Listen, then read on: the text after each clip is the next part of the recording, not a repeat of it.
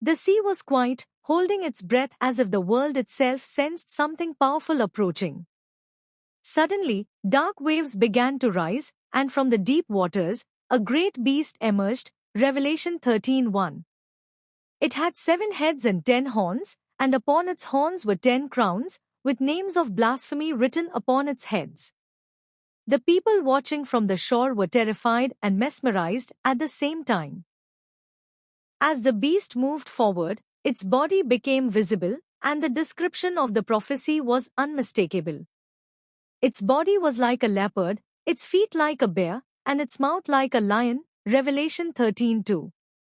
The dragon had given it power, a seat, and great authority. Each step it took seemed to shake the very earth beneath it. The roar that came from its mouth was both majestic and frightening, echoing across the lands and filling the hearts of all who heard it with awe and fear. Then something astonishing happened. One of the beast's heads appeared to have been mortally wounded, a deadly wound that should have ended it, Revelation 13:3.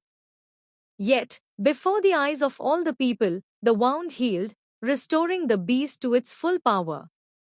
The crowd could hardly believe what they were witnessing. The miracle left them both in awe and fear, and many whispered, "Who is like the beast? Who can make war against it?"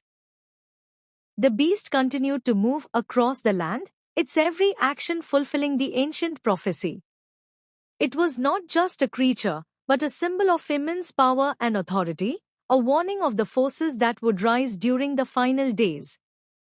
The people who had knowledge of the scriptures understood the significance of what they were witnessing, for Revelation had foretold this vision centuries ago.